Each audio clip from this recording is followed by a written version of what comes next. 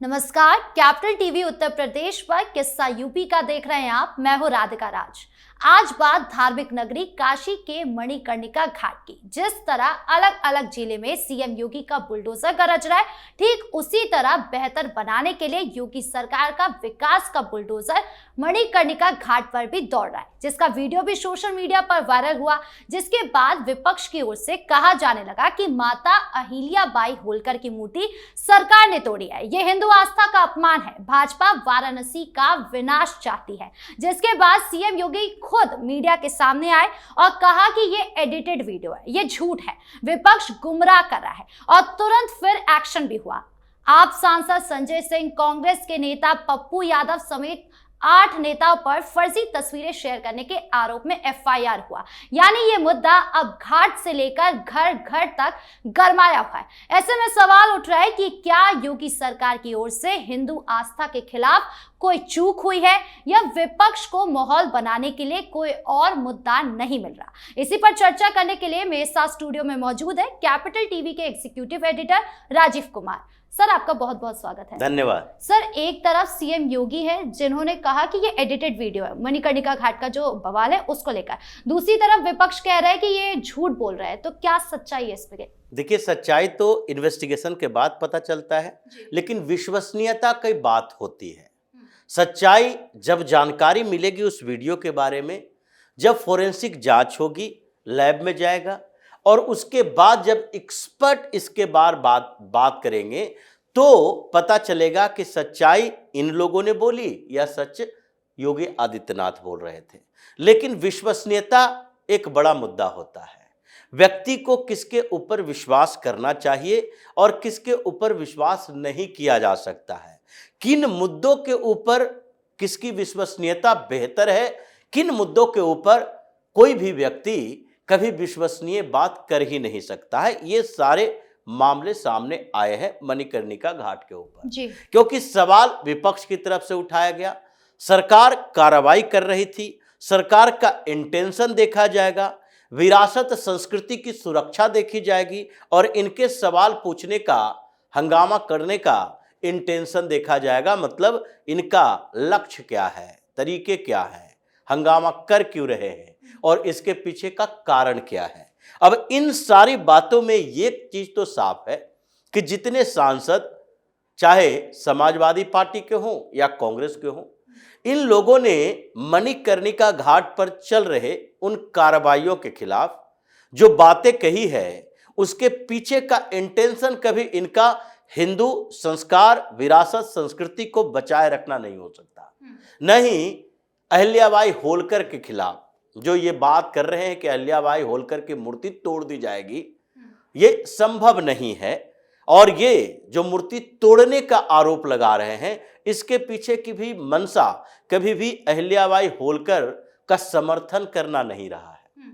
क्योंकि ये जितने भी नेता हैं जिन्होंने आरोप लगाए हैं, चाहे अजय राय हो, उत्तर प्रदेश कांग्रेस के अध्यक्ष, या फिर पप्पू यादव हो जो बिहार से सांसद है कांग्रेस के पूर्णिया से, या फिर सपा के दूसरे सांसद हो जो उत्तर प्रदेश के हैं, या कांग्रेस के और कोई सांसद हो, क्योंकि इसमें समाजवादी पार्टी या कांग्रेस के मुस्लिम सांसदों को आगे नहीं बढ़ाया गया, हिंदू सांसदों को बढ़ाया गया है, हिंदू नेताओं पर सवाल उठाने की बात की गई है। इसीलिए इन लोगों ने बड़ी एक शातिर तरीके से यह हंगामा शुरू किया। इनके पीछे का मकसद क्या रहा? क्या कभी भी समाजवादी पार्टी की सरकार इतने सालों तक रही उत्तर प्रदेश में, या फिर यूपीए 1, 2, या फिर कांग्रेस की इतने सालों तक सरकारें रही, केंद्र और राज्य में एक ही पार्टी यानी कांग्रेस की भी सरकार रही, तो विकास के लिए काशी की नगरी को चुना? क्या उस समय से अब तक काशी में जो कॉरिडोर अभी बने हैं, या काशी विश्वनाथ कॉरिडोर हो, या फिर अभी मणिकर्णिका घाट कॉरिडोर बनाया जा रहा है, इसके ऊपर किसी के ध्यान भी गया? क्या इन लोगों ने कभी भी सोचा कि काशी एक धार्मिक नगरी है, हिंदुओं के आस्था का प्रतीक है, और उस जगह के विकास के लिए हमें सरकार की तरफ से कुछ बेहतर व्यवस्था करनी चाहिए? ये सवाल ही इसके दिमाग में नहीं उठा, क्योंकि इन लोगों ने तो मुस्लिम अपीजमेंट की पॉलिटिक्स ही की है। हिंदुओं के उन नगरों का विकास करने की सोचेंगे भी तो इसका मतलब है मुसलमान नाराज हो जाएगा। अगर काशी में ये कोई फंड लेकर आते तो ये फंड समान तौर पर काशी विश्वनाथ के साथ साथ ज्ञानवापी परिसर के विकास के लिए होता।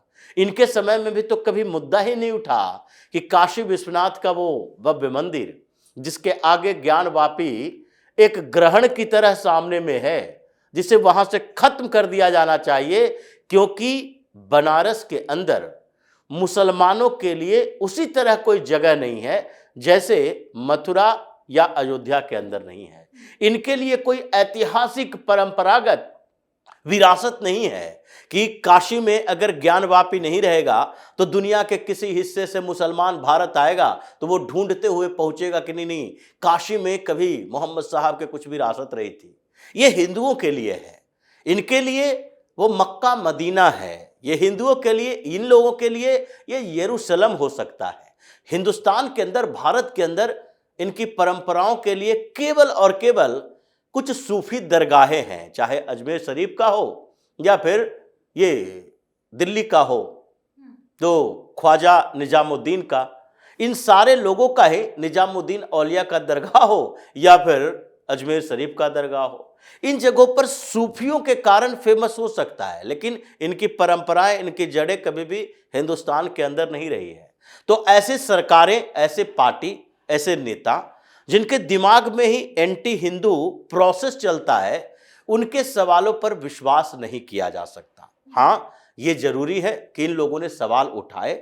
ये मुद्दा योगी आदित्यनाथ के कानों तक पहुंचा, क्योंकि हर विकास परियोजनाओं का, कामों का निरीक्षण करने के लिए कुछ अधिकारियों की ही टीम बनाई जाती है और मुख्यमंत्री हर जगह सर्विलांस करके बैठे नहीं रहेंगे। लेकिन ये सवाल उठाने का फायदा हिंदुओं को हुआ है। सरकार एक्टिव हुई, योगी आदित्यनाथ वहां पर पहुंचे, उन्होंने निरीक्षण किया और देखा कि वो घाट की मरम्मत के लिए जो व्यवस्थाएं हम लोगों ने की, जो प्रधानमंत्री मोदी का इनिशिएटिव है, क्योंकि वो वहीं से सांसद हैं, तो सांसद निधि का पैसा भी होता है और पहले भी उन्हीं के सांसद निधि के पैसे से, प्रधानमंत्री के ही, ये काशी विश्वनाथ कॉरिडोर बनाया गया था। ये उन्हीं के पैसे से 45 करोड़ रुपए का बजट दिया गया है मणिकर्णिका घाट को बेहतर बनाने के लिए, जहां पर अंतिम संस्कार हिंदुओं का होता है, जहां से मोक्ष प्राप्ति की बात कही जाती है, जो एक शक्ति पीठ के तौर पर माना जाता है। ये उन शक्ति पीठ में है जहां माता सती जब वो जलकर भस्म हो गई थी और उसके बाद उनके शव को लेकर महादेव पूरी दुनिया में भ्रमण किए थे, उस समय माता सती के मणिकर्णिका यानी कि ईयर रिंग जो इंग्लिश में कहा जा सकता है, कान की बाली सहित वहां गिरी थी और वो मणिकर्णिका शक्तिपीठ बनी। उसी के बाद मणिकर्णिका घाट बना है और इसलिए उस जगह की बड़ी आध्यात्मिक तरीके से मान्यता भी रही है और सरकार ने यह सोचा कि यहाँ की जो व्यवस्थाएं पहले से चलती आ रही है, यानी वो जो घाट का पूरा क्षेत्र है वो कंजस्टेड है, वहां जाने के रास्ते बहुत पतले हैं, संकीर्ण गलियां हैं, जिसके कारण वहां जाने वाले लोग एक दूसरे से टकराव की स्थिति में रहते हैं और उन जगहों पर साफ सफाई की व्यवस्था नहीं है। तो इसको वर्ल्ड क्लास श्मशान घाट बनाया जाना चाहिए, क्योंकि हमारी परंपराओं में इसके स्थान बहुत उच्च है। यहाँ पर अंतिम संस्कार का मतलब मोक्ष की प्राप्ति का द्वार माना जाता है। तो इसलिए सरकार ने जब व्यवस्था की तो उस समय ही इन लोगों को यह भी सोचना चाहिए था। हालांकि सरकार की भी थोड़ी गलती है, क्योंकि सरकार विकास के नाम पर सांस्कृतिक परंपरागत चीजों को खत्म नहीं कर सकती और चूंकि ये देवनगरी बोला जाता है काशी को, तो ये प्राचीन काल से ही यहाँ पर छोटी बड़ी मूर्तियां बहुसंख्यक में है और वहां छोटे मोटे ऐसे व्यवस्थाएं भी है जो कि मध्यकाल या फिर मध्यकाल के अंत तक, जब तक हिंदू शासक शासिकाएं रही, जैसे अहिल्याबाई होलकर की बात की जाती है, वो कई घाटों का निर्माण करने वाली महिला थी जो कि मराठा किंग थी। इंदौर में मराठा शासिका बनी थी और उसके बाद वो 17वीं शताब्दी के बाद अलग अलग क्षेत्रों में कई तालाब, कई घाट,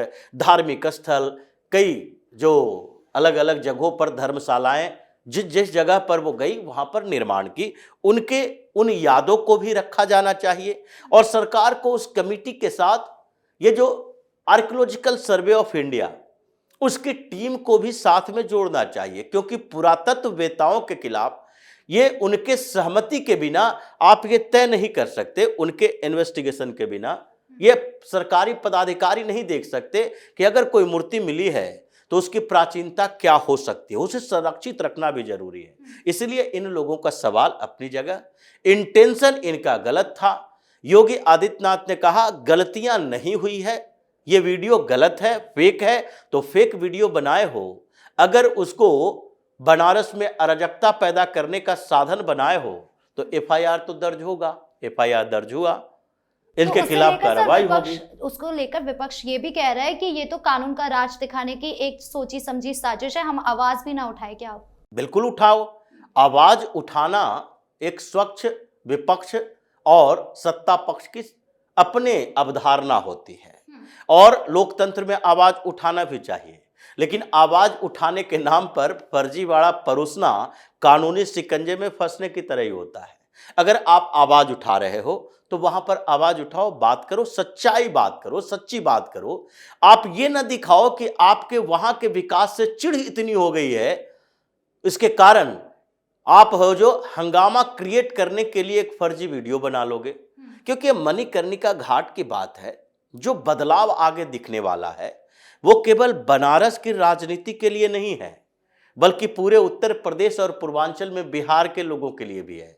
क्योंकि पूर्वांचल से लोग बनारस तक आते हैं, दूर दूर से आते हैं, और उसके साथ ये उत्तर प्रदेश के अलग अलग हिस्सों से बनारस आते हैं अंतिम संस्कार के लिए, अपने क्षेत्रों से आगे बढ़ते हुए।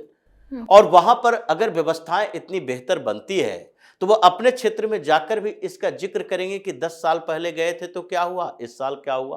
तो इसलिए चिढ़ इन लोगों को विकास के नाम पर है, और तभी समस्या ऐसी हुई। योगी आदित्यनाथ के खिलाफ प्रोपेगेंडा और फर्जीवाड़ा फैलाया गया, तो अब तो मुख्यमंत्री ने खुद ही बात कह ली है कि इनके खिलाफ एफआईआर हो, और हो गया, इनके खिलाफ कार्रवाई हो। वो उस वीडियो के फॉरेंसिक जांच के बाद आई रिपोर्ट के आधार पर होगा। तो इन लोगों ने अगर सच्चे तरीके से आवाज उठाई है तो इंसाफ इसके फेवर में आएगा। अगर इन लोगों का इंटेंशन गलत है तो फॉरेंसिक जांच की रिपोर्ट के आधार पर इसके खिलाफ कार्रवाई होगी, और उसके बाद तो ये नहीं बच पाएंगे, ये नहीं कह पाएंगे कि हमने सच के लिए आवाज उठाई और उसकी सजा हमें मिल रही है। जी, इस मुद्दे पर जानकारी देने के लिए आपका बहुत बहुत धन्यवाद। धन्यवाद।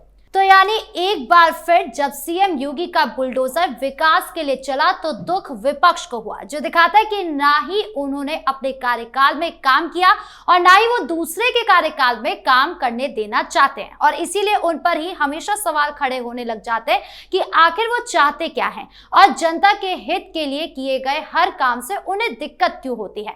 तो इस खास शो में इतना ही। कैसा लगा वीडियो कमेंट बॉक्स में जरूर बताएं।